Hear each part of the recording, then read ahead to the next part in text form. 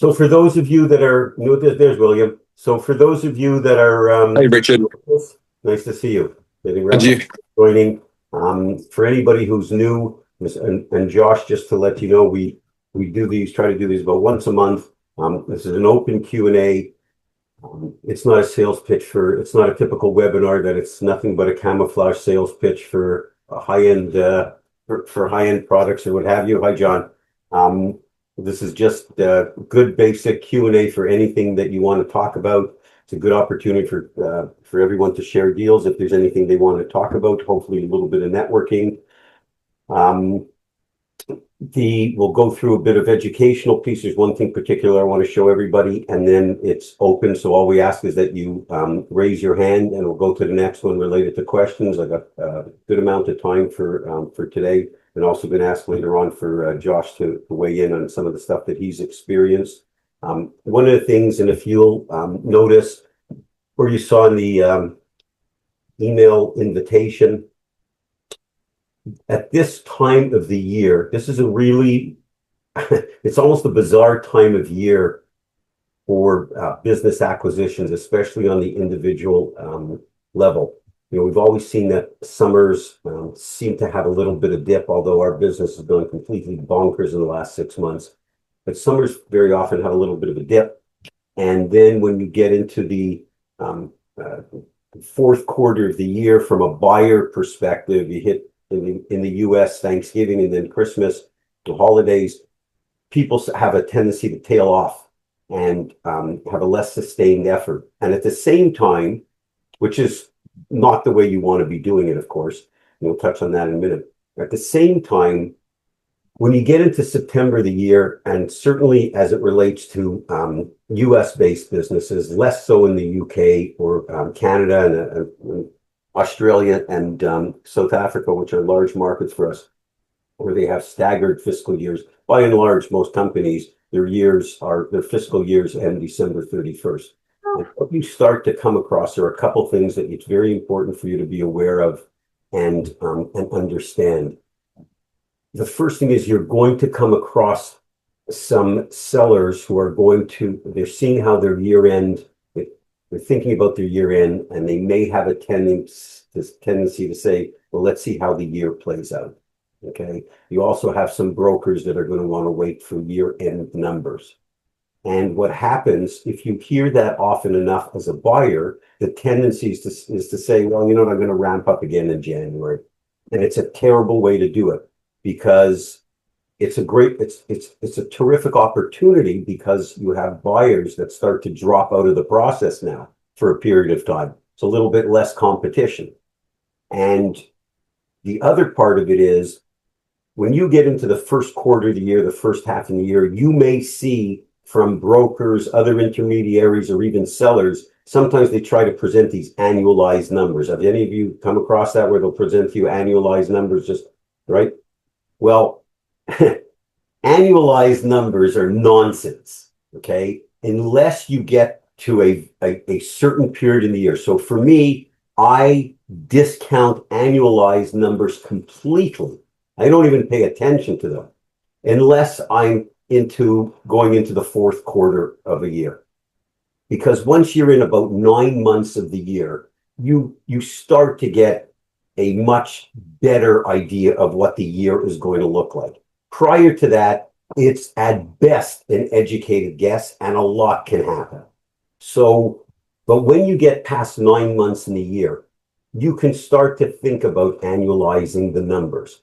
You definitely do not want to count on them completely, because things could change, but it can give you some extra insight into the numbers. So one of the things that's really important is you will see annualized numbers from brokers and sellers and what have you, and they'll take half the year and they'll double it.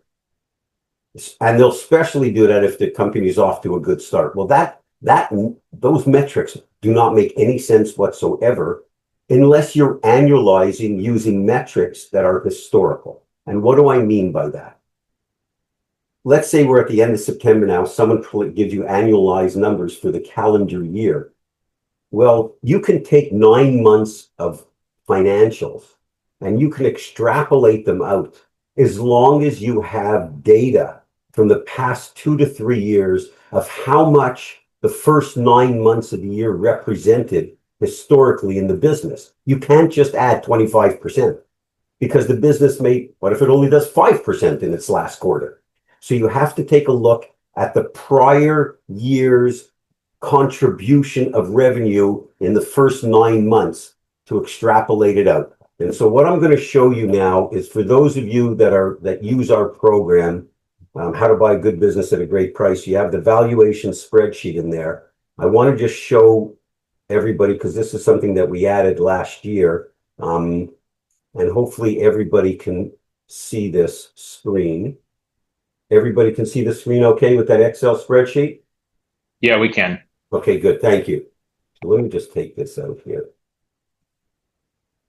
So in our Guillaume Business Assessment, the valuation tool, you'll see that we added a whole annualized section here. And I personally don't pay any attention to that till we're in at least 9 months of the year. And this is especially important in a seasonal business where if the business does not have pretty close to equal contributions each quarter. So here, for example, and in this tab instructions, we'll explain each one of these boxes that are to be populated. But the concept is as follows. So here you have 3 years worth of financials.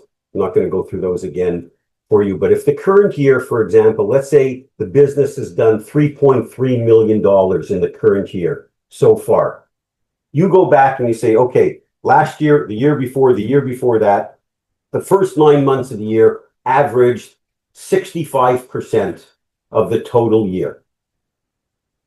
And again, don't do it based on 1 year. If you have at least 3 years of numbers that you could look at, all you need to do is take and in the input, put in 65, and it'll calculate the annualized number for you. You do the same thing for top cost of goods sold. You don't just pick a number out of the air. You take a look at what the average has been over a number of periods over the last few years. And let's say the cost of goods sold were, for this case, were 35%. So then now you start to be able to put together an annualized picture. Everybody got that so far? And going down the list, you can add in total operating expenses, your number here. You come up with a net income number. Then any additions that you have to make. 31. Let's see, we're just doing appreciation. Okay. And let's see, there's add here of we'll add. This was, I'm going to put it at 0. 100,000. And by the end, you come to a number of what this annualized number should look like. And now it makes a whole lot of sense because based on the increased earnings, it's up about 10% in the net.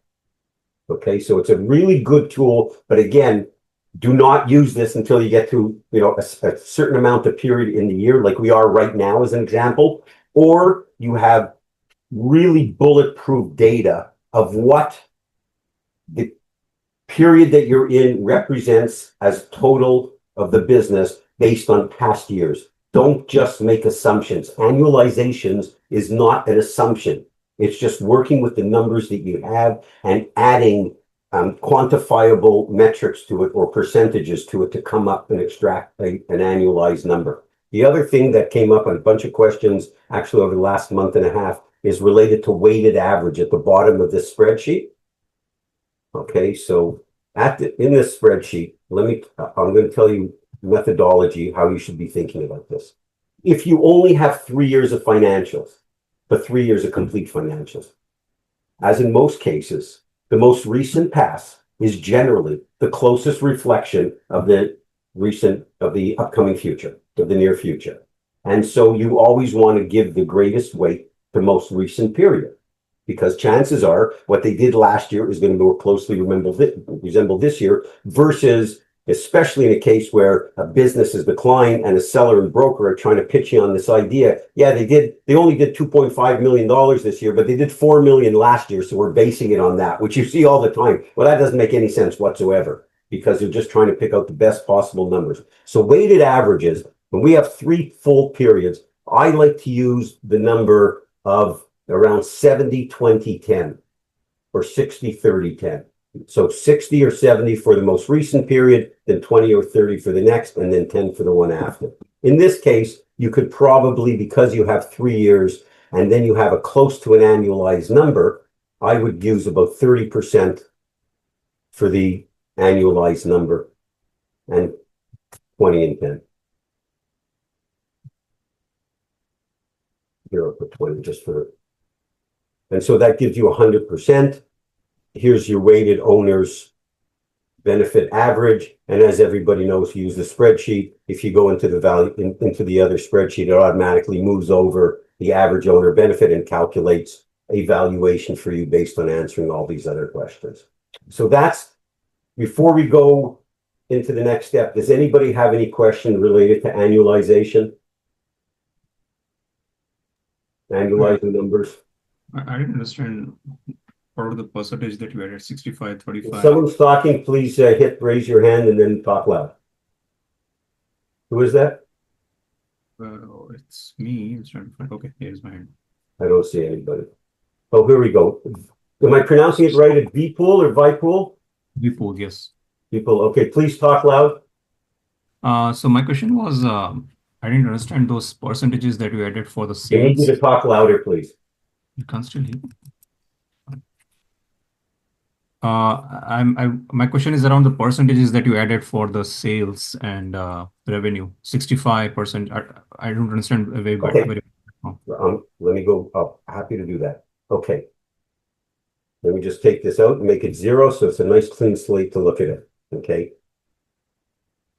You have last year, 2 years ago, and 3 years. These are based on the company's financial statements. So those are a given that you populate. You have, let's say we're in the year 2025. So in the year 2024, 2023, 2022, these are the financial statements they gave you. You start populating the spreadsheet as you're going along. Then you start getting the current year's financials. So let's say at the point of September, at the end of September of the current year, they give you their most recent financials.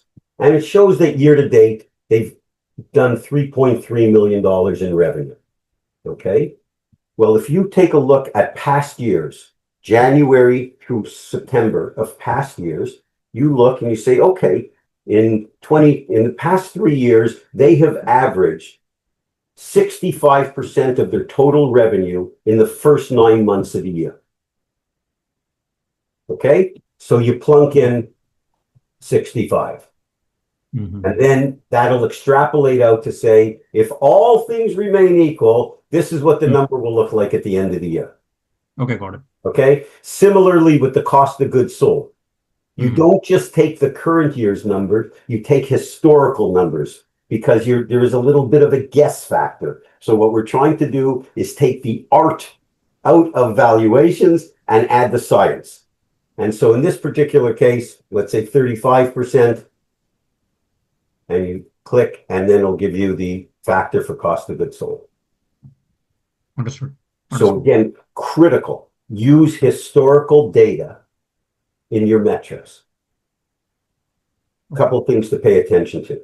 Seasonal businesses, where they do an extraordinary, a disproportionate amount of their business in a certain period of time. You can also go back and check to see if there was any influences. For example, if you were looking at, I'm going to give you an extreme example, a chain of 5 retail stores in the Northeast, and you look at one of the years and they happen to have, and they do the bulk of their business between Thanksgiving and Christmas, and one of the years happens to have a dip. Well, it may be because of weather. So you'll have to go back and look at that and question the seller. So you always, when you look at valuations, when you look at financial statements, and for those of you who follow the course, who have been on some of these Q&A sessions, we always look for discrepancies. That's why we like to have all these financial statements laid out in one sheet for 3 years when we do any exercise, because you always want to look for like a disturbance in the water. Why was insurance so high one year and lower one year? That's the best way to look at across the board. So when you're doing the annualization, it's the same thing. You got to dig into the past metrics. Once you get to 9 months, you could feel relatively safe that you can make a pretty close assumption, assuming all things remain equal. If there's any concern that you have about how the year will finish off, well, you have two options. If you're being pushed by the broker or seller to use current numbers, your antenna should go up, because it's very possible something's looming around the corner that they might not hit those numbers. So just be cautious, and you could always use past years. Any other questions on this? Nope, we're good to go. I got a question, not on the numbers, more kind of just theory on this. So I'm seeing that as we kind of get to this point in the year, I don't know if it's that the brokers and business owners are getting lazy, but they don't seem to just have some of this information when I ask them for it. They don't want to go produce it or give it. And so it's almost like I have to. So should I expect to go down the annualized route? Should I push them to get, for example, last quarter's numbers? For some businesses that have been for sale, for the last 6 months or so, all this information is now dated, 6 months old that I'm finding. And so I'm curious how to kind of negotiate, that conversation. Okay. So it's a great question, because you will come across brokers, intermediaries, and they do get lazy. They produce a sim, they produce a teaser, they take the business to market, they take it to market in April of a year, and they have first quarter numbers of the year. Now we're in the third quarter. Exactly. We're still using last numbers. So here's the thing. Again, practically speaking, the most recent past is going to be the closest resemblance to the near future. So you always need current numbers. Always. And Yeah. so if the seller and their broker is slow in producing them, you have to, and you decide to you decide to put forth an LOI, you have to tell them that the LOI final price is going to be based on X period. Okay, inclusive. So it may be trailing 12 months included or whatever it may be, but you have to make your final decision on current numbers. Things change dramatically in a business. Now, a good broker, he's going to keep the numbers current. He or she is going to keep the numbers current. To give you an example, I'm, a couple of clients that I'm working with right now, one who I'm talking to tomorrow's October 1st. We have a call. Call is based on when are these September numbers going to be ready? Because you want to be current. But I'm neurotic that way, and I see it from a buyer's lens. The brokers, they just put stuff on board. So you have to push. You can't buy a business without seeing recent numbers. Got it. Now, also respect the fact that in some of the smaller businesses, the business owners aren't used to producing monthly financials. So this is a new thing for them. So, you have to be, you do it in a way of just saying, look, everything looks good, but I'm going to need the recent financials as we go down this. So we're getting into an LOI, and we could have 60 days of due diligence and financing. So you got to get everything up to speed, because I can't even get financing if it's not current. Yeah, the maintenance essentially of a listing that's been out there, it takes some effort. It's not like you produce this one time and then for everyone it's good to go until the business sells. So get them early in the stage. Most of them don't sell, Josh. That's exactly it. They don't keep it current. Yep. And then it's sort of ridiculous, because it produces double the amount of work for the seller, because with it they're constantly trying to catch up, versus saying just get into the habit, produce these every month, and we could always make the adjustments, but at least get the main frame statements done. Got it. Okay, let's go on to the next thing. Okay, here we are. Everybody get to see everybody's good looking face now. Perfect. We covered that. You got we talked about annualization. If there's anything you think of afterwards, just raise your hand and we'll talk about those. One thing that regularly comes up, and especially for those guys that are new, is deal flow is always a problem, right? Always a challenge. Whether you're buying a $50,000 business or a $500 million business or a $5 billion business, deal flow, the flow of good businesses, is always a challenge. I went to see, it sounds sort of crazy, I'm going to connect the dots here, but I went to see Shane Gillis last week, and he was out of his mind. He was great. But he brought out 3 comedians who opened for him. One was about 6 minutes, one was about 10, one was about 12 minutes, then Shane Gillis comes on for about an hour. And they were all very, aside from Shane Gillis, the other 3 guys were very topical, very dirty, a lot of swear words, funny, no doubt, but there was this progression. They all had very current, their bits were all very current. Like they were referencing current stuff, which material becomes dated in a hurry and what have you. And last night I watched a movie. I'm not a big TV watcher. My wife and I watched an old movie, and then before we shut down on Amazon Prime showed up that Jim Gaffigan popped up. His special was in the middle. Everybody know Jim Gaffigan? I didn't even know he was a stand-up. But we ended up watching his special. He happened to be very, very comical. He was like a master. 90 minutes, lots of stand-up, lots of one-liners, a lot of great stories, no swear words, nothing dirty. And I'm not a prude. I don't mind any of that stuff. But when I was comparing and contrasting those two type of performances, it actually reminded me of the search to buy a business and the process of buying a business.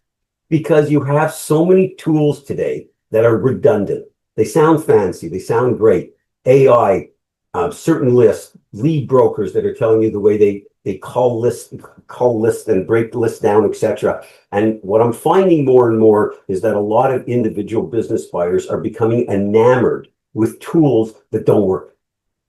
This is a blue collar process. I've been doing this for 35 years.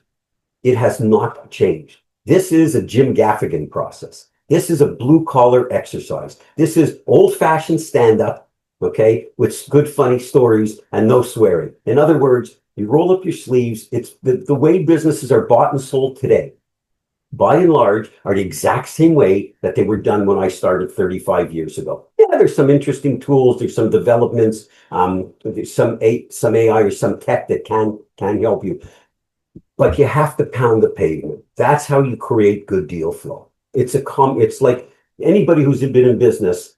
If you've done marketing, the key to marketing is you test, and test again. And once you think you got it right, then you keep testing it.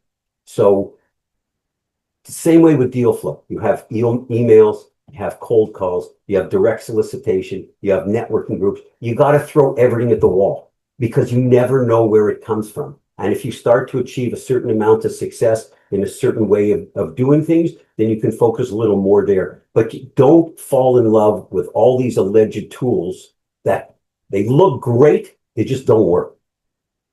Okay. So, and I'm seeing, and there's not a week that doesn't go by that someone who's developed the tool gets in touch with me and asks me if I can beta test it and recommend it. So we have a lot of profile on the internet, and a lot of clients, and 100,000 buyer community, and it's all the same stuff. So just understand, it's just grunt work. That's all it is. It's just grunt work. You just got to keep at it, keep swimming, keep pounding. I know that Josh, for an example, we had a call. For those of you who don't follow our course, you can email me anytime. Of course, you can email me with any questions. And Josh sent me this really nice detailed email and decided to get on a call together. And I thought it'd be very helpful for some of you if you can take you through a bit of the process and what he's experienced in the last month, because we really, I think, readjusted his thinking as he was looking at things. And maybe Josh, and he's been good enough, said he'll be happy to do it today. Maybe you could take everybody through a little bit in a few minutes to go sort of where you were, where you are, where you're going, what influenced the changes, maybe good and bad that you've experienced, or that type of stuff. So everybody say hello to Josh. Yeah, absolutely happy to. Hey, everyone, Josh Siegel. I've been searching for 3-4 months or so. I spent 10 years in technology services at the Big Four. And before that, I spent 10 years or so in doing some B2B tech services. And I decided it was time to launch into the ETA space. And in June of this year, went full time and bootstrapped with some equity that I had saved, and found a couple partners and said, okay, I'm ready to go buy a business. And I thought what that meant at that time was, let's go look at some listings and do some shopping online and find one and pull the trigger and go. And I remember, looking at that and like, this is a little strange, and looking at another one, this is a little strange. How do I know if I'm looking at the right business? And I ended up wasting, I don't know, probably 4-6 weeks or so looking at a particular business. And I was interested in the business. I wouldn't say it was aligned to my passion, but I was interested and was going back and forth with the owner. Had a bunch of Excel questions for him. We had, one call, and then I was like, okay, let's make an agenda. Said, we're going to go out. I'm going to fly down to Arizona. I'm going to meet you. I set up a whole agenda. And the day before we were supposed to fly out, and obviously, we canceled the flights, but the day before I was supposed to fly out, he goes, Josh, I've got another offer on the business, so let's stay in touch, and, maybe I'll talk to you in a couple weeks. And I'm scratching my head. I'm going, wait, what did I just do for the last 6 weeks here? I went super deep into one particular business before I really realized how important deal flow was, how important getting to know, like, is this even the right business for me was. And I took a step back from that and went, wait, I'm not really looking at this in the right way because I became so emotionally invested in this business that I hadn't been to. I'd only spoken to the owner one time, like all that time that I felt was wasted. And so I had found through Search Funder and eventually Richard on the website and just sent him a couple questions on this. And he's like, Josh, what are you doing? Go look at my YouTube channel that has some of the videos out there where I answer these questions about how do you buy a business that's for you at the right price? And what is the business that you're looking for? And just started to look through some of that content that is out there. And Richard, thank you for putting this stuff out there for free. You're not even charging people for it on your YouTube channel. And so I'm not paying Josh for this, just so everybody should know. Okay. no, not at all. Like, I appreciate those comments. Thank you. yeah, absolutely. No, I've been in this 3 months or so. I've never met Richard. I'm here in Chicago. Love to meet up with anyone that's in the space. I'm going to the M&A Launchpad conference that's going on in Chicago later this month. Happy to meet anyone that's there. I'm then going to the Kellogg and Booth conference that's going on later in November. So happy to put my name and information here in the chat for where I'm going, and just the course correction, I think, Richard, was so helpful. And the biggest one there was talking to owners. Owners was the one that, you had mentioned that, and then I saw that online is like, it's just a very different perspective when you start talking with business owners instead of reading SIMs, instead of talking to a broker. That just looking at a listing is not enough to really get into a business and understand what is that business doing, because each business is unique. Doesn't matter how many YouTube videos you watch, how many conferences you go to, how many brokers you want to speak with, until you talk to that business owner that is in the driver's seat of running that business, you're not going to know if that business is right for you or not. And so I just can't stress that enough, and how much that little directional change has changed what I'm doing, and just want to say thank you. That's a great point. And thank you, Josh, for letting everybody know. If you guys are going to some of these shows, I see John Shefflin. I think I'm pronouncing it. Yeah, okay, Shefflin. Sorry, my eyes, just my 64-year-old eyes. Sometimes I don't see an L and an F. But you guys put in chat. It would be great if you guys hook up. That would be wonderful. And by the way, when you guys go to that show, if you find out anything exciting, or when you're at the show, if anything that you concerns you and you want to jump onto a call, if you're a bunch of you together with me, I'm happy to do so. One of the points, Josh made a lot of great points. If you take away one thing from his, from all of that great information as to how he adjusted his thinking, because when he sent me this original email, I mean, it was like a laundry list of things in a business, and saying, when you start out, you want to have an open mind, but you can't be out here. Like, you got to have some sense of narrowing it down, because it's impossible to manage this process if it's way too wide. Ultimately, you want to get narrow. You want to go from a shotgun approach to a laser beam. At the beginning, it's more of a shotgun. We talk about this 4-4-4-1-1 theory, the way you're looking at businesses, but you got to keep working towards getting narrow. Open mind at the beginning, but with the idea of keep narrowing it down. And for those of you who haven't seen some of those videos, you go right on the website. There's one, how to buy the right business, and 10 commandments, and you'll see the golden rules. We talk about this specifically, so I don't want to spend time doing it, but these are things that we have implemented that have been worked repeatedly for the last 20 years. So you can't argue with success. But one of the things that Josh mentioned was critically important. All the fancy tools, all the spreadsheets. I get spreadsheets from all these fancy MBAs and all these things with great pivot tables and all this wonderful stuff. And the reality is, you know what? No deals get done between people. Okay? Tomas and I, Josh and I, Jemiah and I, if we're going to do a deal together, we're going to get a deal done looking in each other's eyes. Okay? That's the way deals get done. So you have to establish meaningful relationships with people. You've got to talk to sellers.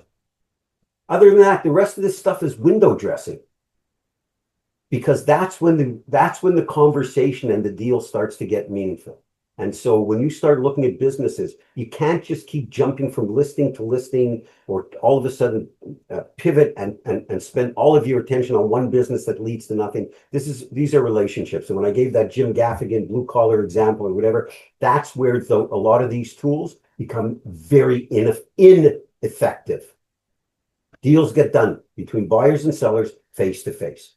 Okay, so establishing good, meaningful relationships with the party on the other side, however long that takes, that's the key to all of this. So again, Josh, thank you.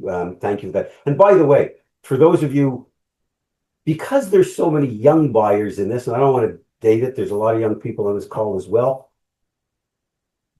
Your competitors in buying a business, as everybody in this call and the 5,000 people in Search Funder and all these other things, so separate, they're going to be doing all this stuff that doesn't work. They're doing all this AI stuff. They're doing blasting out 10,000 emails. They're doing everything but establishing a relationship with the party on the other side. So you're at a huge advantage. So while we have 548 pages in our manual and lots of videos, whatever, I would tell all of you, if you have to put it aside for a second and go have a good conversation with someone, that's going to get you way down the road. So don't remove the personal piece of this process because it's critically important. Okay. Who has some questions? All you need to do is hit, everybody's putting some stuff into chat. Good. Let's see. Oh, here's, so you guys check that out. I hope everybody hooks up with each other. That would be great. Well, thank you, Jemai. I appreciate your comments, brother. That's very nice of you. Thank you. Okay. Here we go. Who has a question? Mercedes. We're going to go from the left. Go ahead.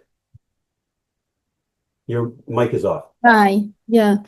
I wanted to ask you, I have different, I went to a couple of I went to a Virginia conference similar to the ones that Josh was saying, and I found there, I actually had a couple of meetings because I met some people. I'm finishing my MBA, and they all, like the guy who I had a meeting with yesterday, he was like, oh, I think you should talk with investors, because that's all I saw in that meeting. I mean, I saw other vendors, but most of what I saw was investors and searchers and MBA students. And this thing of basically doing the search for somebody. And I was like, well, I'm not a good candidate for that because I'm old. I have 3 kids. I don't have full time to search for a business. I'm doing it the way I can. We're trying to move to Florida with my husband, and it's pretty intense. If you get somebody helping you, an investor helping you with the search. But I also wanted to ask you, what is the percentage or your experience in people that they might have raised some capital for the search in exchange of capital? Because I have 3 kids. I need help.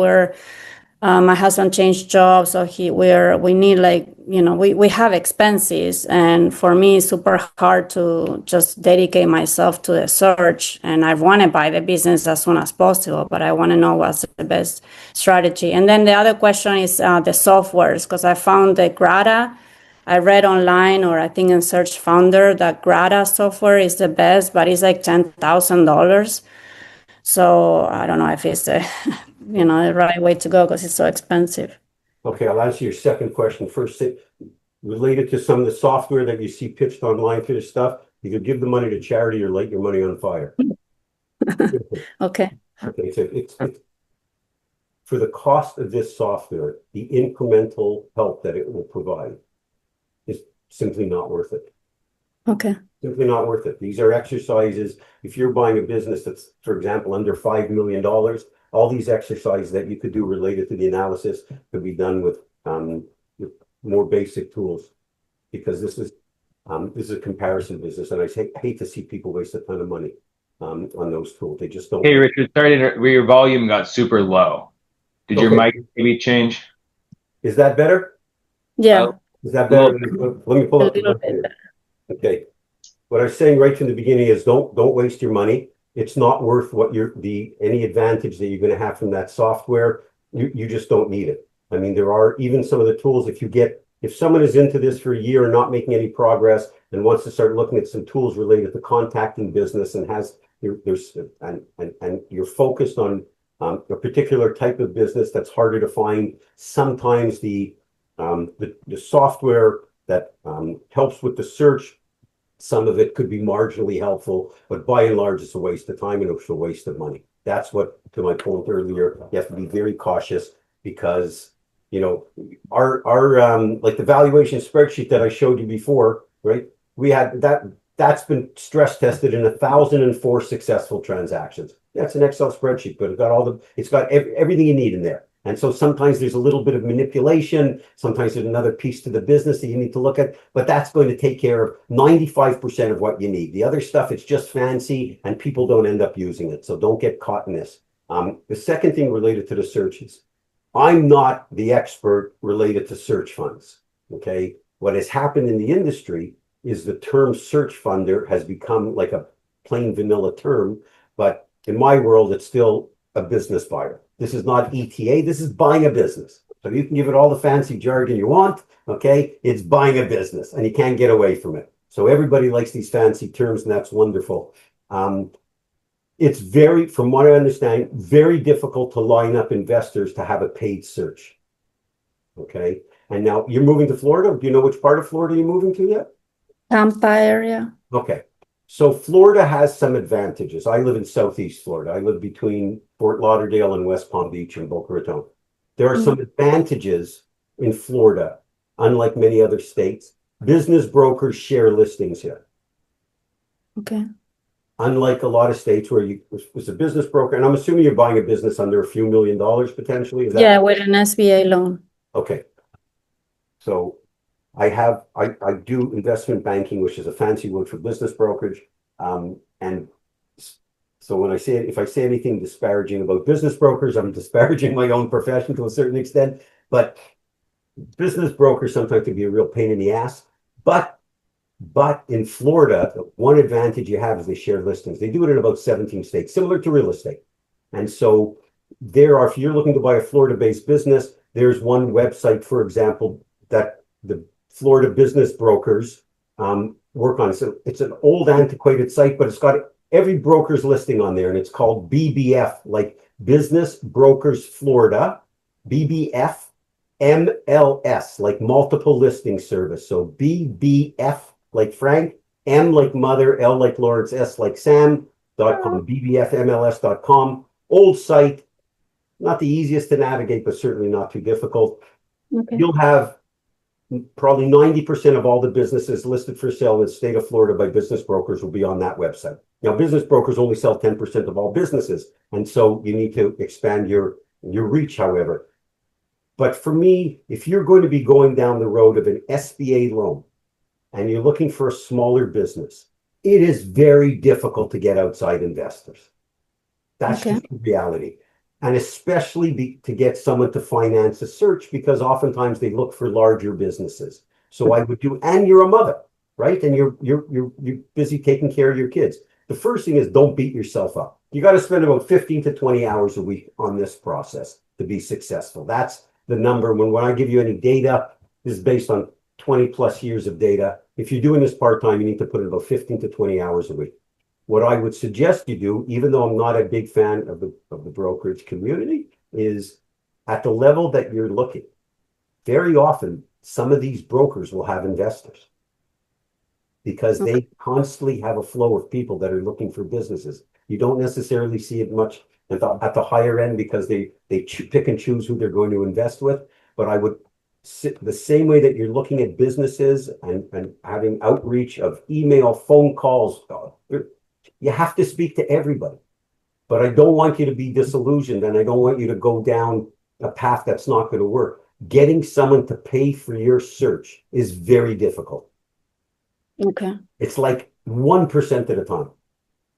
Okay. And then one more question. I have here my husband next to me, but he doesn't like to show in camera.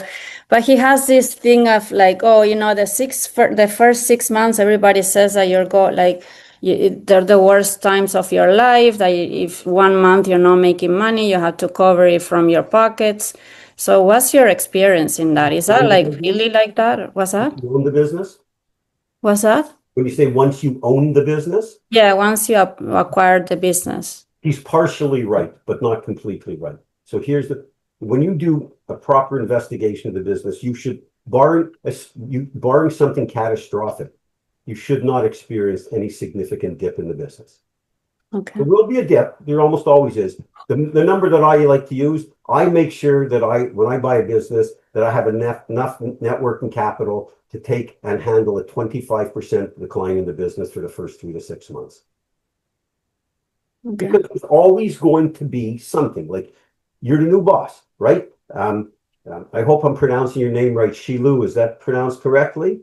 Okay, Shilu. So Shilu buys a business. She goes in. She's smart. She's nice. She's got a plan, but everything's new. And the people that she's going to be interacting with, the employees, she's still trying to figure them out. They're still trying to figure her out. It's possible that there's going to be a decline.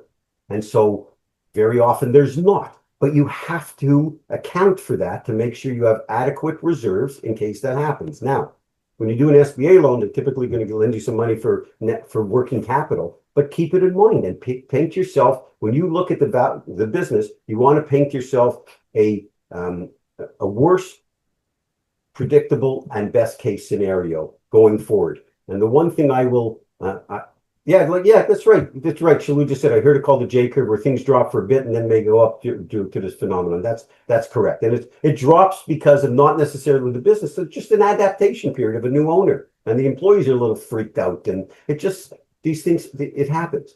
But what you want to be able to do, the other thing is, I caution you, when you look at these pictures, I see it repeatedly. I'm on the advisory board of one group, and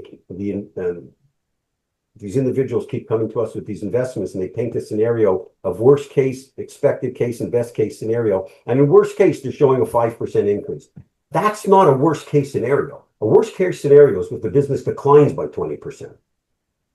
So you have to be realistic. Don't fall in love with the numbers.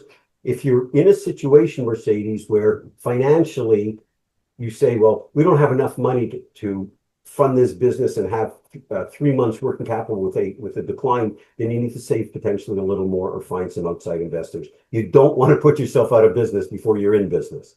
I think your husband is being extreme with 6 months or whatever, but it does happen. And so you have to be prepared for it. It's like when you move to Florida, you'll understand we have hurricane season here. You hope for the best, but you prepare for the worst. Okay, thank you. Okay. Who's up? Richard, your audio is still a little hard to hear. Is it? I think maybe it's not using that microphone. Is it maybe using a different microphone you have? Let me just check here. I appreciate you telling me. Hang on a second. Let's just check here. This is microphone. How's that? Way better.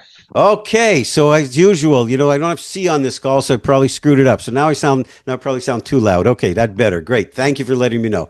Okay, William, go ahead. That's really funny. As soon as you turned on that microphone, it was like so loud, it almost sounded like a live stand-up routine. So it's like, that was funny. Great. Cool. So good to see you, Richard. Thank you so much, pleasure. as always.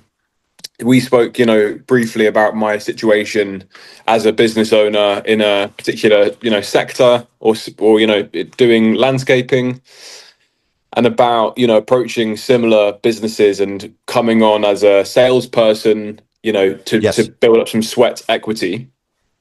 And I've actually submitted an LOI for one, that's kind of adjacent, a retailer of gardening equipment and plants, but also I'm seeing one on Friday that's basically the same kind of business, although in a niche. So they do sort of period front gardens, and they're doing quite well. Anyway, my question is, I think that it seems like a logical next step for me, but also throughout that process, it's like an extended due diligence of both parties, right? Yes. And if that was to happen, I'm wondering if you've ever worked with anyone before, and if you've got any kind of thoughts generally about, a period whereby someone would test out a business and try to build up, some leverage through becoming an employee effectively? Okay, great question. As everybody can tell, William's from Alabama, from the other side of the pond, in London, right? Outside London? Correct. Yeah. Okay. London. I actually have a client right now on the sell side. We're working on exactly that type of deal. Seller-centric business certainly can transition, but it requires, a set of skills. More, what was it, Liam Neeson in that movie, Taken? He said, I have a specific set of skills. So it's similar in this business. It requires a specific set of skills. And so we have someone who we believe could be a very good candidate for the business. And it was my suggestion to my client, the seller, and the buyer with whom we've started to establish a really nice relationship.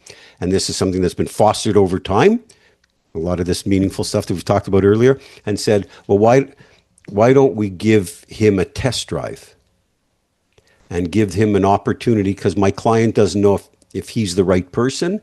The buyer seems to believe that they are the right person, but it's not just putting together widgets. So the way we're structuring this deal is a test drive, where they're going to come in for a period of time, and it's one of those businesses within 60 to 90 days, everybody will know if this is the right thing. Some of these cases, it takes longer, but they're going to come in, and the idea is that this individual is going to buy this business sometime over the next year. However, we're not going to give them a 1-year test drive. And so it's going to be a case of something along these lines. Going to come in for 60 or 90 days that'll work in the business. He'll sign a bulletproof non-disclosure agreement, non-compete agreement, non-solicitation agreement, all these type of things. And he's going to work the business for 60, 90 days. And at that end of that period of time, he will have the opportunity to take an option on buying the business. And it's going to be for X amount of dollars that he's going to put up. And and the formula for the purchase price is going to be in the agreement. That's very important. You can say it's going to be at an X times multiple if here's the formula. So all that stuff is agreed to in advance, and he's going to put up some money for the right to have the option or right of first refusal to buy the business at an agreed upon multiple at the then current amount. Now, sometimes it's hard to convince sellers. If you're in a situation where the buyer's not sure, the seller's not sure, sometimes it could be a good way to do things, but understand it can't go on to perpetuity for either side. Like, you don't want to have a 1-year test drive, because if it's not right, you find a way to waste your time. You're going to give yourself a more rigid timeline so you'll really dig in and learn about the business so you can make a decision. And similarly, the seller wants to have a rigid timeline, because if you're not the right person for whatever reason, it's onwards and upwards, and he or she should be able to move on to the next person. But you can structure it. Just keep it tight from a standpoint of timing. And the other important parts are, agree to all the key points in advance. Because you don't want to go through 90 days and then find out, well, no, I thought it was a 5 times multiple. And you're saying, no, I was only willing to pay 3. Get all that stuff agreed to in advance. So you're effectively just pulling the trigger on the LOI. The numbers, you might have to plunk in the numbers, but the formulas will all be there in advance. Hope that makes sense. Yeah, absolutely. It does. I think that it's an interesting one, as a business owner relatively early in my career, who's in a particular sector, which is landscaping, gardening, outdoor spaces, etc. Whether I stick with that sector with some familiarity, because you in the course you talk about finding out what your specific expertise are, not your experience, but your expertise. Correct. And sometimes it can be quite difficult to pick that apart from your particular profession or your vocation, because you have a familiarity with the industry standards, whatever. And so I wonder, because the thing is, entering into an agreement around that, you say, hey, look, on my own, I've done this in this industry. People are going to be like, yeah, cool, well, much more likely to take you on for a test drive. Whereas if you say, hey, I've been selling this, and they'll go, well, that's got nothing to do with what we're doing. How would you enter into a conversation where, well, actually, like, I can show you in this, in this way, in this way, in this way, it's actually applicable. And, does that make sense? Yep. So the first thing is, especially for those of you that are new in this, you never want to confuse experience with expertise. 2 completely different things. There's not even a Venn diagram. Like, there's no overlap. This is mutually exclusive. Experience is where you've worked, in what industries you've worked. Expertise is the skills that you've acquired during that time. Completely different. Don't confuse the two, and you definitely do not have to buy a business in an industry that you're familiar with, because it's much easier to learn an industry than it is to learn a skill. And skills can always be applied to different industries or businesses. And so the focus, and what I've been teaching and preaching for all these years, and it works, is it's all about your greatest skill set. And so in William's case or whatever, and anybody's case, when you're sitting down with an owner, you have to drill down to understanding what drives that business, what drives the revenues and profits of that business. You're buying, for the most part, an owner-operated business. I'm not an absentee owner business guy. I'm not a startup guy. I'm an existing business, roll up your sleeves, operating owner business guy. And so if you're buying an operating business, even if you have plans at one point to become an absentee owner, you still have to operate the business at the beginning to understand it. If not, you're going to find yourself in a lot of trouble. And so, because if someone quits or a manager quits, so you need to operate that business. Your skill set is everything. Now, you ask the owner, what do you do every day? And they tell you, that doesn't answer your question. The other part where buyers make a terrible mistake is when you're sitting in the initial questions with the seller, and you have to, if the seller starts asking you questions first, you're in trouble. You have to ask your questions first, because here's why. The seller starts asking you, so tell me a little bit, Jemiah, what you've done, a little bit about your background. And you start saying, well, I've been in the healthcare industry for 16 years. I worked mostly in B2B. And my clients were Fortune 100 customers and typically the procurement manager. Well, you've given them all this information and all this ammunition. And when you ask them, what is the ideal buyer of this business, guaranteed they're going to tell you, well, it'd be ideal if someone has a lot of healthcare experience, typically dealing with procurement managers on a B2B basis. They are going to tailor their answers to your skill set, because they're sellers. They want to sell you the business. So you always want to ask your question first. You want to ask what they do every day with the business. But here's the beauty when you're buying a business. If you're buying a particular type of business, you have to go out and speak to other owners of those type of businesses to find out what drives the business, what drives the revenue, what drives the profits of those businesses. And you have to make sure whatever it is that you do best, the single best skill that you have, has to be the single most important driving factor of the revenue and profits of any business you consider purchasing. There is nothing more important, guys, than buying a business that's right for your skill set. Nothing. In our course, we have 23 steps or 23 modules. If you do an average job on 22 of them, but module number 3, the right business for you, if you get that right, you're going to be okay. But if you do it the other way around and you do a flawless job on all other 22 steps, but you get the business wrong for your skill set, you're going out of business.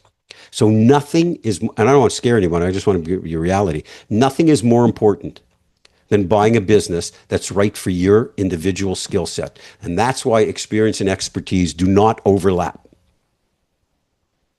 And so getting out there and finding out what drives the business. You're going to be an owner-operator. That's what you have to hone in on. That's everything. That's everything. You could screw everything else up a little bit. There's nothing more important than that. And sometimes the owner will not disclose it to you in an effective way. So you have to speak to competitors without disclosing you're looking at a business. And hopefully that makes sense to everybody. Do you mind if I just ask on that, like, I'm more thinking about in the situation where you're trying to sell yourself either to a bank or to an investor, or to a seller in which you're trying to get a pretty significant amount of seller finance. So for instance, if I say, well, actually, I'd like to buy a day nursery, but I've been, building a landscaping business for the last 8 years or whatever. They go, well, what do you know about day nurseries? So do you see what I'm saying? Yeah, I see exactly what you're saying, but the answer is in exactly what I mentioned earlier, which is to identify the core skill set. If you're looking for a daycare center or you're looking to buy a mobile home park, is when you determine what drives that skill set, what skill set drives that business, that's the way you have to position yourself. And I would, when you're going to a lender or you're going to a seller, the reality is, you don't need someone who's been in this business to buy your business and be successful. You need someone to buy your business who has the right skill set to scale, to continue to operate and scale your business. And the core skills related to your business are this, and this. And I have that. It happens to be in another industry, but I have that. And here's my bio related to it. So it gets back again, William, to understanding what drives the revenue and profits of that particular business and making sure your skill sets match. Your skill set matches, then you can make the case. You're a very compelling guy. We spoke a few times. Then you can easily make the case to sellers or investors or bankers because you have the core skill set. So you have to do a good job of demonstrating to people that lenders, sellers, investors, that they themselves should not confuse experience with expertise. It's different. It's focus all on the skill set. So if you find you're in landscaping, what drives your business? What makes you successful? What are the core skills? Is it sales? Is it marketing? Is it logistics? Is it managing a team? Is it coordinating schedules? Whatever that is, you have to make sure that those skills apply to the business that you're looking at, irrespective of the industry. And you made a point that maybe the business won't give it to you directly. So you need to go to the competitors that are like that and talk, with them and try to find that out. Oh, absolutely. Very often it'll happen. And that's why when we go back to this idea of having these meaningful conversations with sellers and an ongoing relationship, all that comes out. And if it doesn't, there are ways to find out about it. But I could spend, if I spend the rest of my career doing nothing but showing people and convincing people to match their skill set to the right business, I'll do the world of business buyers a great service because it's everything. And just to clarify, do you mean what the owner is doing or do you mean what the business does? I think you mean what the business does, but maybe both. Well, in an owner-operated business, it's typically the owner. The owner drives the business. In owner-operated businesses, the owner is the CEO, very often the CFO, the CMO, and the CIO altogether. They may have some people below them, but they're driving the train. So not one that's checked out that's doing 5 to 10 hours a week. Who's actually driving the show? Who's driving the shop? And very often they've checked out, but the business isn't doing as well as it once was, or here's the thing to really grow the business, or what do you do every day? When you get into the smaller businesses under $5 million, for example, very often they don't have a second tier of management. And so it's still owner centric. Now they may have put good people into place and it has to be overseen, but also understand that an owner is working 5 or 10 hours a week, Josh. He has the advantage because you probably can't do in 40 what he can do in 5 after doing it for 25 years. Yeah. It's going to take you a little time to ramp up. Sorry to have to put my glasses on. I see Shulu has a question. Kind of along the lines of what we were just talking about. So as you're selling yourself, right, to lenders and buyers and brokers, do you change your pitch, right, based on experience versus the skill set? Meaning, if you don't have a deal yet and you're networking with lenders to kind of create that relationship and maybe get a comfort letter or whatever it might be to the point so that when you do have a deal, you have that relationship. So I think that's the question is like, how, do you typically see people shifting their message or their story depending on that? It's a great question. So my answer is no. You stick to it because you will find the match. And just like when you do due diligence, if the business is hiding anything, it all gets uncovered, right? Similarly, if they determine that you're the wrong match, it's going to come to the surface. So I believe it's important you spend enough time really coming to grips with what it is that you're good at, what's your best skill set, what businesses potentially can thrive from that, and you stick to it. Keeping in mind also that investors, lenders, other people, brokers that you come across, they may have other businesses that come across their desk. They may think of you for that. And so I just say you stick to your presentation. Thank you. Okay. And it's hard, by the way, I get it. You're sitting in front of investors and say, well, we're looking more for someone who's got some experience in healthcare. You say, well, I did work at it. Like, it's very easy to go down. It becomes a slippery slope, but it ultimately it's not going to work or won't work often enough to be worth following that approach.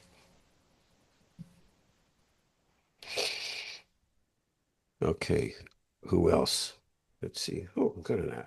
Already having chatting for an hour. In the first 30 minutes, you didn't hear a word a word I said with the microphone. Okay. Well, hopefully, you guys, it wasn't too bad, right? It wasn't too bad. No, it was fine. Okay. Okay, good. Where else? Any other questions? I saw someone, maybe not. Okay. John's got a question. Go ahead. So yeah, I just wanted to say again how awesome this has been and how valuable you are, Richard, to the community. And I think you need to inform everybody of what you do. Do you have any courses? Do you have any coaching? Like, what can we do if we're drawn to you to get to engage you to help us? Well, thank you. I appreciate it. I'll take a step back and for a second and tell you, I never went into this business thinking it would turn into a business. I wrote the course a number of years ago and it's been modified 50 times probably since, as a result of a deal that I was engaged with. I was well into due diligence and I decided to back out of the deal because it was too many unknowns, and I realized I would never figure out how to figure it out. And so I backed out, and then it started my mind thinking that the average person probably would have bought that business. I'm not that bright a guy. I bought 14 companies only because was doing it so many times that I was able to recognize where the problems were. So I ended up developing this course, which we sell online at richardparker.com. But the genesis for what I do was never to make, I never thought this was going to turn into a business. And if for guys that have seen me on podcasts, and I've been on like 100 something of them in the last year, tell this story frequently of the night before we put the course online when my wife asked me, how do you think you're going to sell? And my answer then is still the same today, which is, if one person buys it and helps them buy the right business or avoids buying the wrong one, that's good enough for me. So I continue to sell the course, and I've never made pricing an issue. We sell the whole thing for $200, but I also recognize going through the process, people need some hand holding. And so you could email me with any questions. I don't compete with these scam artists who buy these no money down businesses and all this nonsense. It's just not reality. So I'm really happy to do it. And as I've gotten older, John, it's been more a case of recognizing that it's really a good contribution. And like the last third of my life, I'm 64, but really a good contribution because we've helped over 80,000 people buy businesses. And we sold over 100,000, well over 100,000 courses. And this, I'm talking, when I say this, I never thought this was going to be a business. And so so for many years, I did consulting as a big part of the business. That was sell the courses, people would book consulting and significant, and I've really curtailed that. I still do some sell side intermediary work, and I do a little bit of consulting for buyers, but I really try to keep it I just want to help people.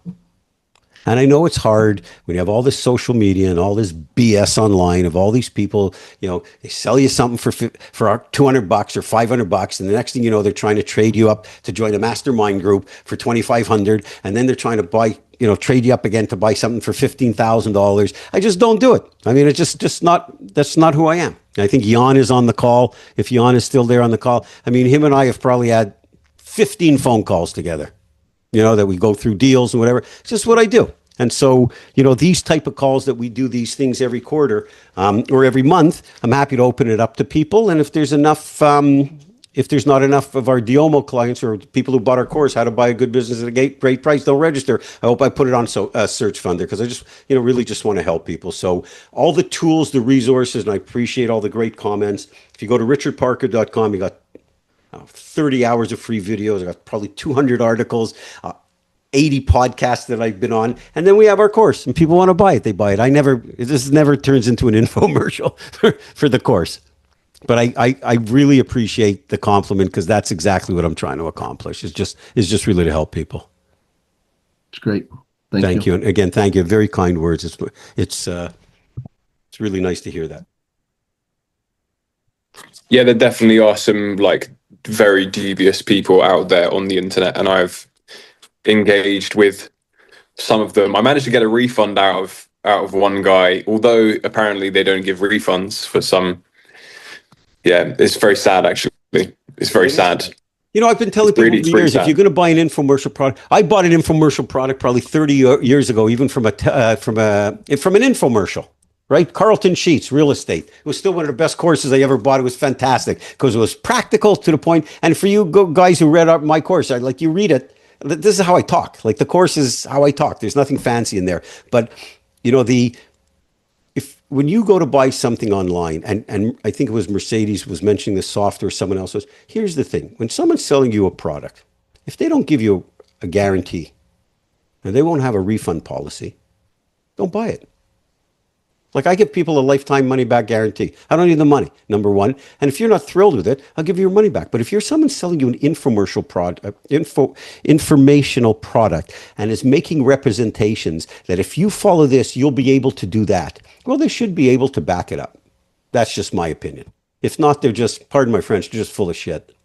Okay, they just want your money. And so and it's also a good way for you guys to think about how the business you buy and how you look at a business that you buy. In every business that I've owned, I've always made it a point that we will give any customer their money back for any reason whatsoever. Because what that spawns is this help mentality of everyone along the food chain. All the employees, everybody deals from I want to help you perspective. How do I serve the customer? How do I help the customer? When I'm speaking to a vendor, I need to get certain pricing because I want to help the customer. If everybody's core is on helping the customer, you'll build a really good business.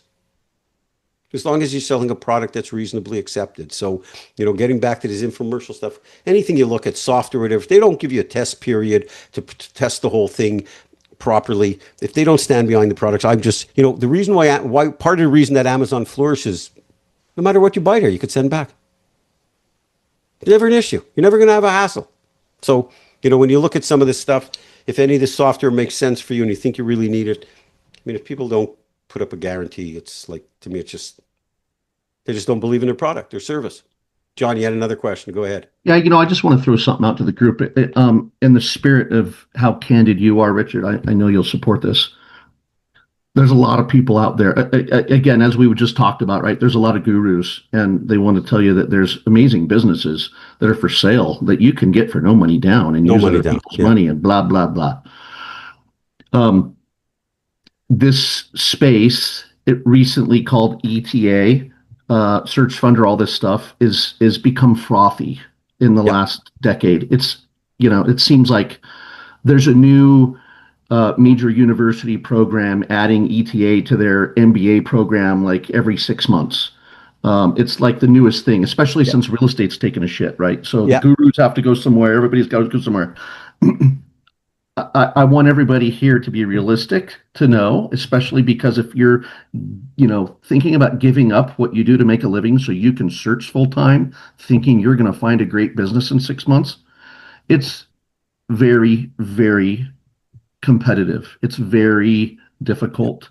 Yeah. And, if you think you're going to start this, if you're a marketing guru and you're going to do what brokers do full time for many, many years, fostering relationships, procuring a seller that's ready, willing, and able and organized enough to sell. This takes years. It's an incredible suck of time. So people that think without having an in already into an industry, that they're going to do that to circumvent the pathetic brokerage community, they have a whole nother thing coming to them. Yeah. It's super tough. And while your good brokers are maybe 1 in 20, they're worth their weight in gold, 80 or 90% of them don't even know how to read balance sheets, and they just get in the way and they're worthless. It's very difficult. So I just wanted to tell you guys that it took me 2 years. I'm almost 50. I've been a commercial real estate investment broker for 20 years, a very, very similar thing. I'm a deal maker. I know what I'm doing. My wife's headed up corp dev for years. I'm not wet behind the ears. It took me 2 years. Yeah. So that everybody needs to really take that to heart, because that's just no bullshit. That's just the way it is. And it's not a fancy industry. That's why I get crazy when I hear these things like ETA and search. I don't even let anybody call themselves a searcher on these Q&As. You're a finder. This word search funder and searcher and ETA, it's buying a business. That's why this is blue collar stuff. This is, if you're not prepared to roll up your sleeve, this is not easy. Like, it's relatively easy for me. because I've been doing it for 35 years. So I could say to someone, yeah, you could drop me in somewhere, anywhere USA, and within 30, 60 days, I could probably find a business. But the reality is, this is all new to you guys. It takes a sustained effort and hard work, and the competition, as John was alluding to. There are tons of people doing this, and it's getting worse. With the amount of people they'll never buy. The numbers in this business, 94% of the people who begin the search to buy a business will never complete a transaction. And I want you to understand something. You can't find anyone more optimistic than me. Okay? And 82% of our clients buy a business, the ones who use our consulting and our course. But this is hard work. And like for Mercedes, we're talking about, if you're doing this part-time, you got to put in 20 hours a week. If you're doing this full-time, this is a year. And if you need a team. You need a team, and it's the easiest thing to spin your wheels, because, you know, like you take a look at Biz Buy Sell, for example. You could spend 50 hours a week on Biz Buy Sell. So if you don't start to approach this in a methodical way, you're just going to spin your wheels. It's doable. Anybody could do this. I didn't go to college. I'm not like the brightest guy in the room. Believe me, this is very doable. I've done it 14 times. Just gotten good at it. This is very doable, but it's not easy. It's not difficult, but it's complex. And so if you don't have the right know-how behind you as to how you go approach it, you know, anything that's a process, it's ideal if you reduce it to bite-sized pieces. So there are there's ways to do it. Just don't sell yourself delusion. And please, by all means, like all these people that you see selling these courses, like John's saying, no money down, or you guaranteed. SBA is going to change again. If we have this conversation in a year from now, the SBA terms will be completely different, because if they don't rein in the failure rate, they're going to have way less money to lend out. Okay, you've already seen them starting to do this. September 30th, they should release their new scope, their guidelines, I guess, tomorrow, right? Because their year end is September 30th, so there'll probably be new ones. But guys, just understand, smart, nice, honest people still takes time. Takes a lot of hard work, and don't be delusional. And I would also refrain from, you know, John, one of the things for you guys who've been on these webinars for, like, we're doing them for about, I think in March 2024 started doing these. The reason why, one of the genesis to doing these is, like, on ones like website, well, you see it on Reddit, you see it on searchfunder.com, etc. You got this whole group of people, thousands of people, that have no money, no operating experience, no track record, and they're want to buy a business, and they're putting out questions about how they go about doing it to a whole group of people that are giving them answers that have no money, no track record, no operating experience. So it's the blind leading the blind. So it makes, I want to tell you again, I will never give you a sales pitch to buy our course. That's for sure. Now, I don't need the money that badly. If you want it to help, great. However, if you're going to embark upon a project in your life, whatever it's this, buying a business, or later on in life, you always want to attach yourself to people who've solved the problem. You don't want to attach yourself to people who have the same problem, because you're just going to spin in the same place. It's like if you have a toothache, you don't just go talk to people who have teeth. You speak to a dentist. Okay, so you go and if you find groups or people, mentors that have gone through this and could really help you. But I will tell you on the flip side that if you go at this with a sustained effort, have meaningful conversations with sellers, don't get caught up in the noise of all these other buyers that are in the market that'll never buy a business. This is very doable, and it could be the most rewarding thing you ever do in your life, because the benefits of owning a good business are just unbelievable. And so it's worth all the blood, sweat, and tears and beers. I mean, it really is worth it, because it will change your life. There you go, John. Thank you. And by the way, thanks for prompting that little pontification. Yeah, it's important, man. I was part of many mastermind groups, if you will. One of them was a group of search funder folks. One of them was, a guru program that I paid a lot of money for that was very valuable. And a couple of others, like talented people. And out of all the people in the groups I was with, we're talking a few dozen people at least.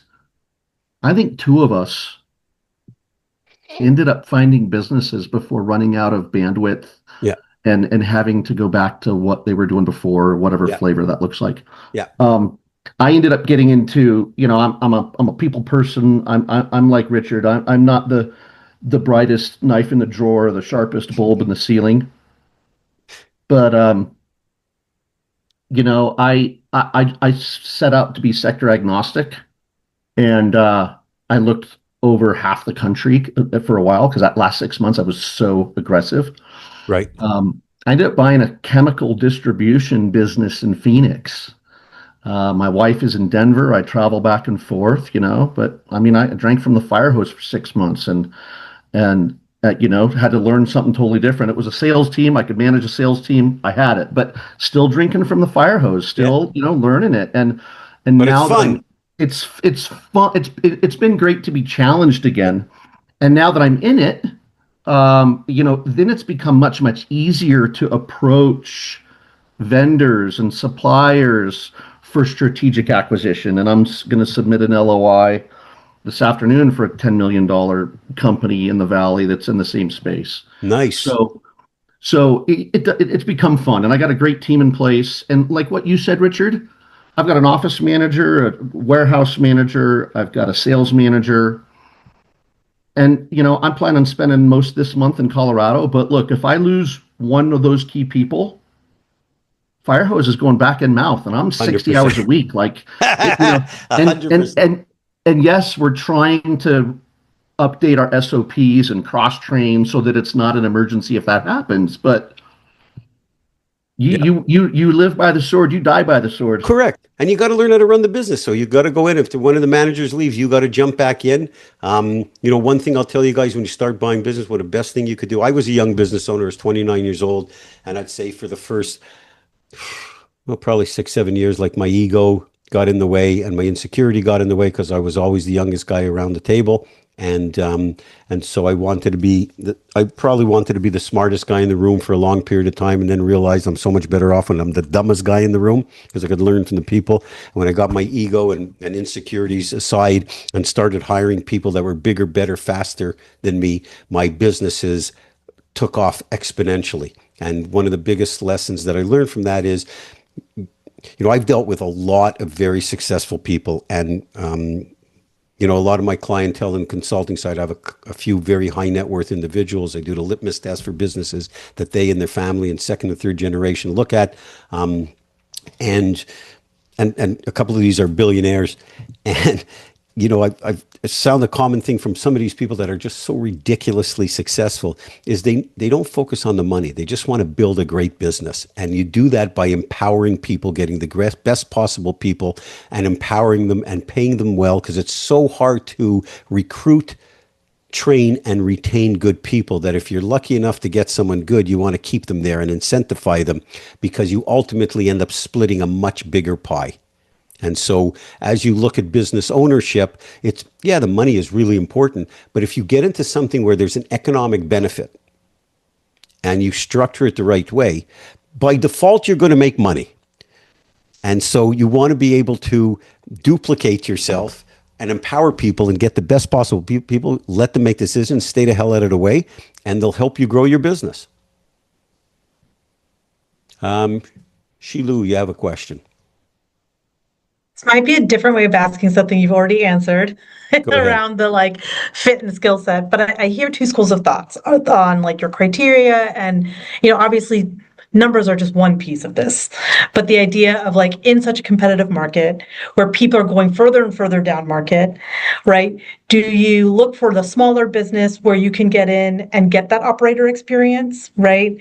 Assuming it meets all the other pieces of your skill set and everything else, versus waiting and looking for that bigger business where maybe you're still spending that 40, 50, 60 hours, depending, whatever's happening, but you're doing it for that bigger pie.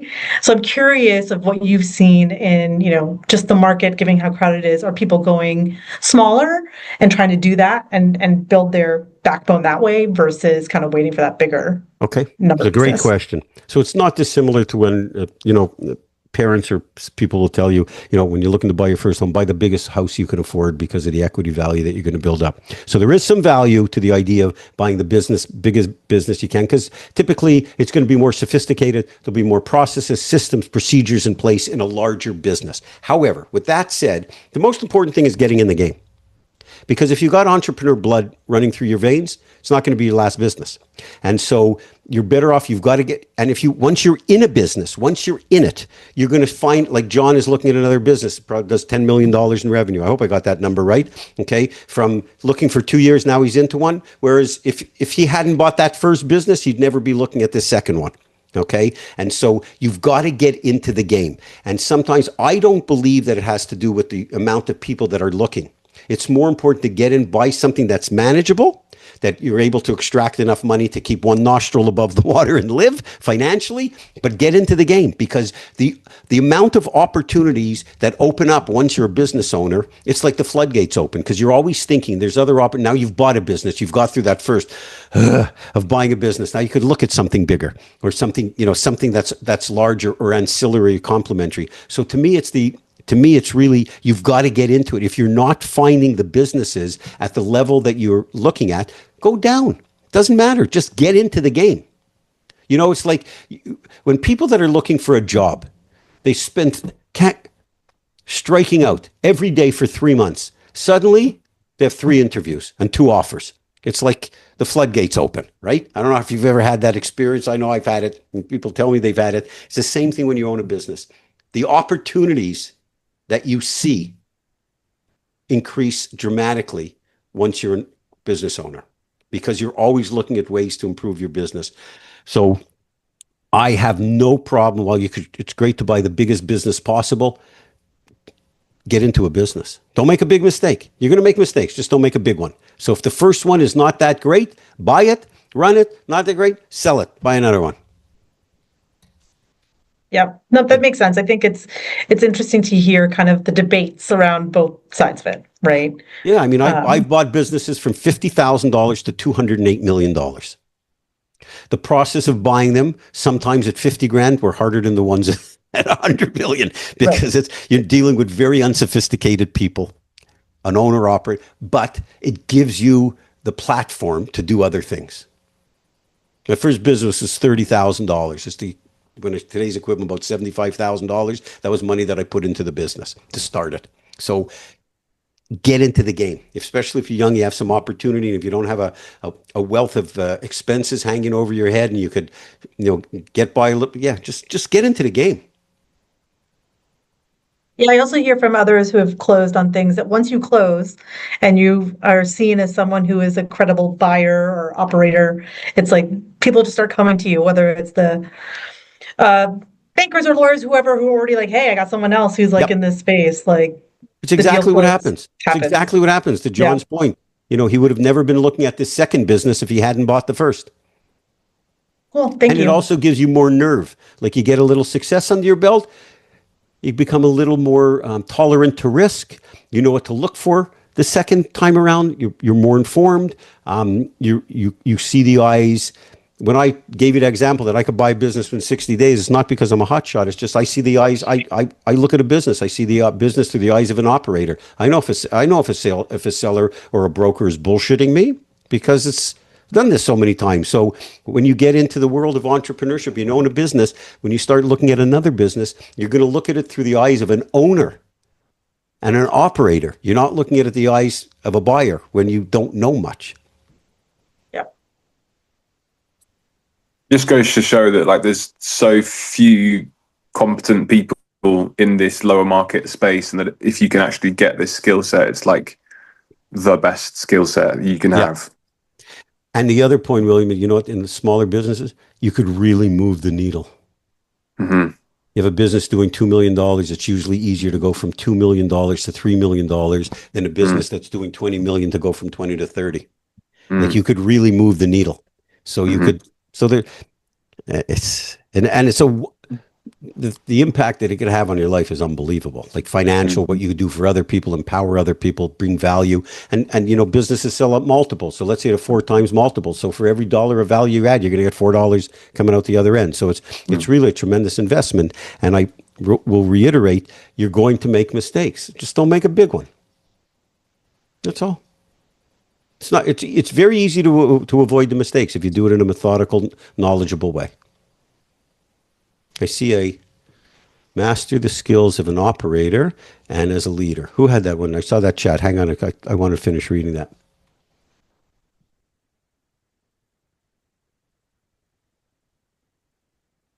Let's see. Master the skills of an operator and as a leader, and you can do anything. There, that's John. Words of wisdom. See, John, it's us old guys. You know, we're not that smart. We're just old. That's what I tell people. Just old. We've done this too many times. This lack of hair on my head is from experience. It's Tell me from if I getting show my you the ass kicked. next webinar, I'll show you. I don't even have it on my phone here. You guys will have a good laugh if I could bring it up relatively quickly. I apologize here. Let me see here. What's the saying? While you're looking for that, what's the saying that wisdom comes from making poor decisions and getting your ass kicked? Something like that. Could you guys see that? No. Oh, is it you with long locks? Yeah, me with my afro. Hold it still. Hang on a second. I'm going to turn the light off here for a second, and you may be able to see. Oh, I don't know if you can see it here. I think it's getting blurred. Could you see that? No? It's blur. It's like Well, that was me when I was 18 years old and I had an afro like this. So look what happens. Okay, Josh, you have a call, and then we'll take one more call. Your last question, then we'll go. Go ahead. Okay. So question for you. I'm looking at a new business that's in Dallas, new to me, sorry, not a new business. And the last 3 years have had fairly stable SDE around $1 million.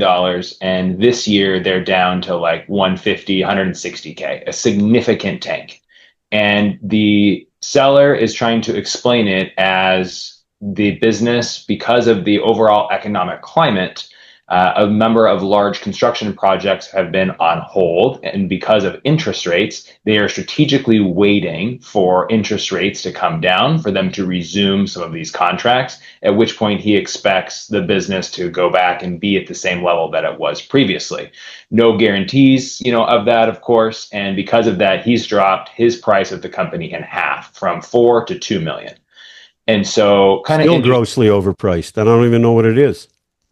Yeah, so this company is a lighting company. They provide lighting for outdoor large installations, think buildings, hotels, restaurants, custom installs. So very different than what I had been looking at from an ETA community of recurring B2B revenue. Go ahead. So I have a couple of questions for you because we only have a little bit of time left. How long have they been in business? 35 years. Okay. So what you need to do is you need to stress test that theory to go back to the last time interest rates spiked. Because if they're not full of crap, the same collateral damage would have happened, that spiking interest rates would have led to a decline in some of these buildings. And so you can go back and see during the years of whenever last set of years where interest rates spiked to see how the business performed. Because if what they're saying is true, it should have, history repeats itself, always does in business. Yeah. So if that's in fact true, that you'll see that in their prior statements, and they've been around for. So that's step one. If in fact that was the case, this deal has to be 100% performance based. Got it. If you would even think about buying it, I don't know all the details. I'd be very apprehensive about buying it because that you're talking about an 85% decrease in the business, and they're still asking like 8 times earnings. So they're smoking crack. So you could say to them, look, I'll tell you what, I'll pay your price, you take my terms. I'll give you $4 million for the business, no problem, as long as it gets back to $1 million of earnings. But you cannot lay out anything significant from your pocket. But step one, stress test through 1 or 2 prior periods when interest rates spiked, if that's what they're giving you for the reason, because the collateral, the collateral damage or the unintended consequences of spiked interest rates, if that's what they're saying is the reason for it, would have happened exactly the same way in the past. You can bet on it. Got it. Go find it. Prove it out. Exactly. Don't just take stress test it. That's Yeah. the beauty of history. It repeats itself. Yeah. Got it. Okay. Hope Thank that you. helps. Okay, guys, nice to see everybody. For those of you that are not part of our community, go to richardparker.com. There's some great videos, the podcast, whatever. Hope to see you on the next one. For all clients, we'll have another webinar in probably about 3 weeks. I got like 4 or 5 people that are asking me that if they wanted to do some stuff more frequently. So if there's something that I would consider doing stuff on a more regular basis, if it's something that you guys thought would be helpful and interesting. So you have an email, you can always get in touch with me, and there's William. Yes, more frequent. Great. I appreciate it, buddy. But it's good. Keep me posted. It's nice to see everybody. And if you have any questions, get in touch with me anytime. And Shilu, I hope by the next call, you got an LOI. Okay, Hey, Rich, Mercedes, hurry up and move to Florida. It's great here.